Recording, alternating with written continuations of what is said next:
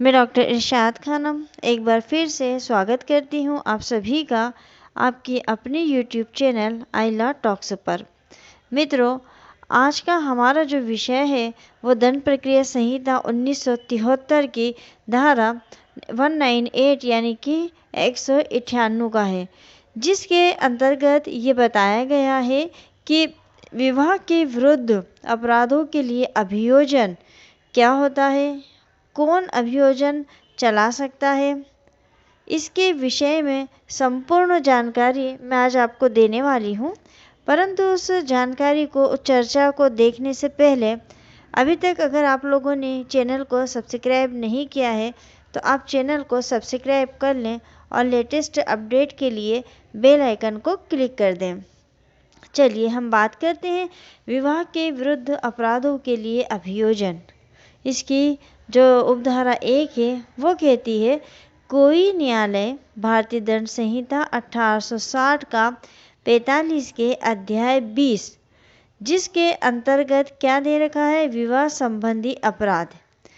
अध्याय 20 के अधीन दंडनीय अपराध का संज्ञान ऐसे अपराध से व्यथित किसी व्यक्ति द्वारा किए गए परिवाद पर ही करेगा, अन्यथा नहीं। यानी 198 सब क्लॉज 1 ये कह रहा है कि आईपीसी जो है उसका जो चैप्टर 20 है उसके अंतर्गत विवाह संबंधी अपराधों के विषय में बताया गया है, और विवाह संबंधी अपराध के विषय में अगर न्यायालय में या थाने पर कोई परिवाद दाखिल करेगा तो वो व्यक्ति करेगा जो पीड़ित है, अन्यथा वो नहीं करेगा। यानी कि सिर्फ वही व्यक्ति करेगा, उसके अलावा और कोई नहीं कर सकता है। परंतु, लेकिन उसका परंतु भी इन्होंने दिया है, और परंतु का क्या कह रहा है कि जहां ऐसा व्यक्ति 18 वर्ष से कम आयु का है, अथवा जड़ या पागल है, अथवा रोग या अंग शैथिल्य के कारण परिवाद करने के लिए असमर्थ है,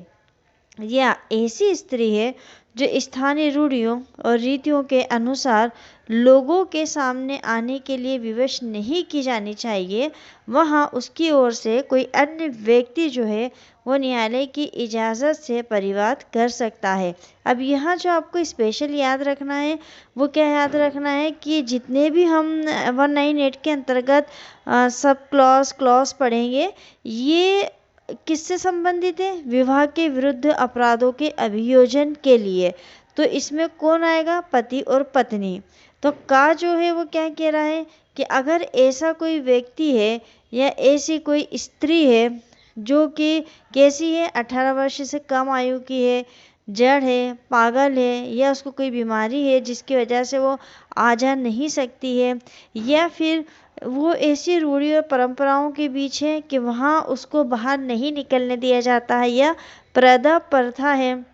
जिसकी वजह से वो बाहर नहीं निकल सकती है, तो ऐसे महिला, ऐसे व्यक्ति की ओर से कोई और व्यक्ति भी न्यायालय में आवेदन कर सकता है या फिर थाने पे एफआईआर दर्ज करा सकता है। लेकिन इन दोनों के लिए उसको क्या करना होगा, न्यायालय से पहले परमिशन लेनी होगी कि वो परिवाद दाखिल कर सकता है, और उसको रीज़न बताने होंगे कि वो किस वजह से वो परिवाद दाखिल कर रहा है और पीड़ित व्यक्ति नहीं कर रहा है। और इसका खा क्या कह रहा है, जहाँ ऐसा व्यक्ति पति है और संघ के सशस्त्र बलों में से किसी में से ऐसी परिस्थितियों में सेवा कर रहा है जिसके बारे में उसके कमान ऑफिसर ने ये प्रमाणित किया है कि उनके कारण उसे परिवाद कर सकने के लिए अनुपस्थिति छुट्टी प्राप्त नहीं हो सकती है। यानी कोई ऐसा व्यक्ति है जो पति है ना, ऊपर वाला जो है वो पत्नी के लिए हम यूज़ कर सकते हैं, लेकिन जो खा है वो किसके लिए है, वो पति के लिए है कि वो कहाँ पर, संघ या सशस्त्र बल में अगर वो नौकरी करता है और ऐसी परिस्थितियां हैं कि वो परिवाद दाखिल करना तो चाहता है लेकिन वहाँ उसको छुट्टी नहीं मिल रही है, और उसका जो ऑफिसर है उसने ये प्रमाणित कर दिया है कि वो उसको अवकाश नहीं दे रहा है, जिसके कारण क्या हो रहा है कि वो परिवाद दाखिल नहीं कर सकता है क्योंकि उसको वहाँ उपस्थित होने के लिए छुट्टी नहीं मिल रही है। तो वहाँ उपधारा 4 के उपबंधों के अनुसार पति द्वारा प्राधिकृत कोई अन्य व्यक्ति उसकी ओर से परिवाद कर सकता है।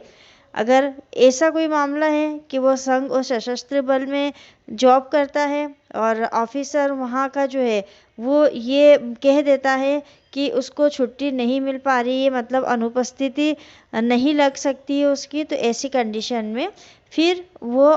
परिवाद दाखिल करने के लिए किसी अन्य व्यक्ति को नियुक्त कर सकता है। लेकिन यहाँ भी कंडीशन वही है कि परिवाद दाखिल करने वाले व्यक्ति को पहले न्यायालय से अनुमति लेनी होगी। और इसका गा क्या कहता है, जहां भारतीय दंड संहिता 1860 की धारा 494 या धारा 495 के अधीन दंडनीय अपराध से व्यथित व्यक्ति पत्नी है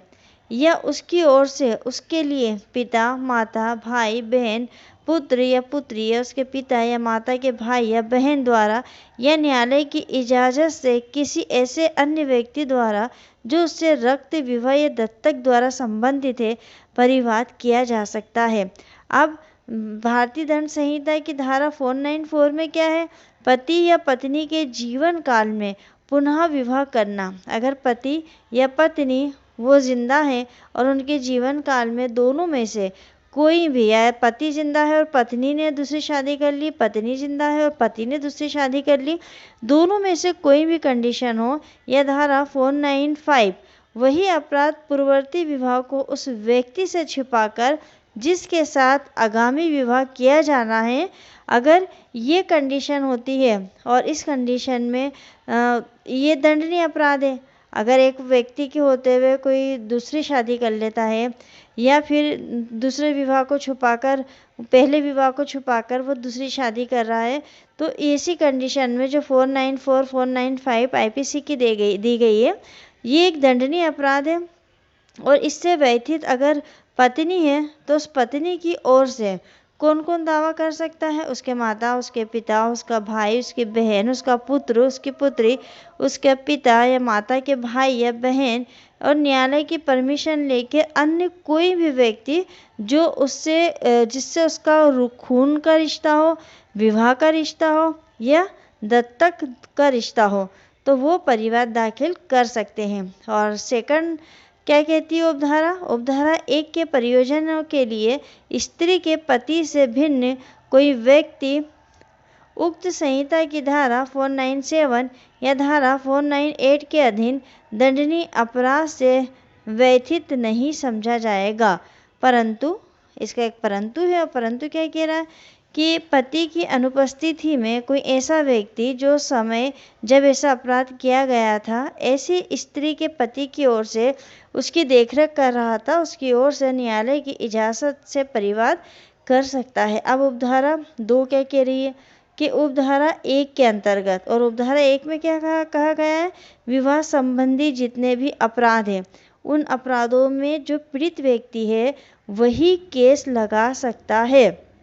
और यहाँ क्या उपधारा 2 क्या कह रही है, उपधारा 1 के उद्देश्यों के लिए स्त्री के पति से भिन्न कोई व्यक्ति उक्त संहिता की धारा 497 या धारा 498 के अधीन दंडनीय अपराध से व्यथित नहीं समझा जाएगा। और अगर पति अनुपस्थित है, पति उपस्थित नहीं है, तो उसके कौन और कोई लगा सकता है केस, तो उन्होंने कहा कि स्त्री की पति की ओर से अगर पति नहीं है तो स्त्री की देखभाल के लिए वो किसी को तो उसके पास छोड़कर गया होगा, तो जिसको उसके पास छोड़कर गया है वो व्यक्ति न्यायालय से परमिशन लेके और फिर वाद दाखिल कर सकता है। उपधारा 3 क्या कह रही है, जब उपधारा 1 के परंतु के खंड का के अधीन आने वाले किसी मामले में 18 वर्ष से कम आयु के व्यक्ति या पागल व्यक्ति की ओर से किसी ऐसे व्यक्ति द्वारा परिवाद किया जाता है जो सक्षम प्राधिकारी द्वारा आवेश के या पागल के शरीर का संरक्षक नियुक्त या घोषित नहीं किया गया है, और न्यायालय का समाधान हो जाता है कि ऐसा कोई संरक्षक जो ऐसे नियुक्त या घोषित किया गया है, तब न्यायालय इजाज़त के लिए आवेदन मंजूर करने से पहले ऐसे संरक्षक को सूचना दिलवाएगा और सुनवाई का उचित अवसर देगा। तब धारा 3 क्या कह रही है कि अगर पीड़ित व्यक्ति की तरफ से जो 18 वर्ष से कम हुआ है या पागल है ऐसे व्यक्ति की ओर से अगर कोई परिवाद दाखिल कर रहा है तो सक्षम अधिकारी जो है उसका पास वो एक सर्टिफिकेट जारी करेगा कि अवयस्क या पागल के शरीर का संरक्षक उसको नियुक्त किया जाएगा। जिस भी व्यक्ति को किसकी तरफ से, सरकार की तरफ से या सक्षम प्राधिकारी की तरफ से, तो न्यायालय को ये समाधान हो जाएगा कि जो संरक्षक है जिसको नियुक्त किया गया है वो आवेदन कर रहा है, वो जो है उसकी तरफ से परिवाद कर रहा है, न्यायालय से वो क्या करेगा, अनुमति प्राप्त करेगा। अगर उसके अतिरिक्त कोई और व्यक्ति करता है कि मैं इसका संरक्षक हूँ, तो फिर न्यायालय जो है वो संरक्षक को, जिसको कि सक्षम प्राधिकारी ने नियुक्ति किया था, उसको सुनवाई का मौका भी देगा और उसको सूचना भी देगा। और उपधारा 4 के लिए उपधारा 1 के परंतु के खंड खा में निर्दिष्ट प्राधिकार लिखित रूप में दिया जाएगा और वह पति द्वारा हस्ताक्षरित व अन्यथा अनुप्रमाणित होगा। उसमें इस भाव का कथन होगा कि उसे उन अभिकथनों की जानकारी दे दी गई है जिनके आधार पर परिवाद किया जाना है और वह उसके कमान ऑफिसर द्वारा प्रति हस्ताक्षरित होगा तथा उसके साथ उस ऑफिसर द्वारा हस्ताक्षरित इस भाव का प्रमाण पत्र होगा कि पति को स्वयं परिवाद करने के प्रयोजन के लिए अनुपस्थिति छुट्टी उस समय नहीं दी जा सकती। तो इस सारी कंडीशन में फिर न्यायालय किसी अन्य व्यक्ति को इस बात की परमिशन दे देगा कि वो व्यक्ति जो है उस पति की तरफ से न्यायालय में परिवाद दाखिल कर सकता है। और ये सारी जो परिवाद है जिसमें कि पीड़ित की जगह कोई अन्य व्यक्ति वाद लगा सकता है, वो कौन से मामले होना चाहिए, विवाह संबंधी अपराध होना चाहिए। तो मित्रों, मैं इसके ऊपर एक वीडियो और बना चुकी हूँ 198 का के बारे में, तो वो आप देख लेना। और कभी पॉसिबल हुआ तो मैं का के बाद खा और गा के ऊपर भी एक एक वीडियो अलग से बना दूंगी ताकि आपको ये सेक्शन जो है वो अच्छे से समझ में आ जाए। आशा है कि वीडियो आपको पसंद आया होगा। वीडियो अगर आपको पसंद आता है तो आप लाइक करिए, शेयर करिए, कमेंट्स करिए। मिलते हैं बहुत ही जल्द अगली वीडियो में एक नए विषय के साथ। तब तक के लिए शुक्रिया, धन्यवाद।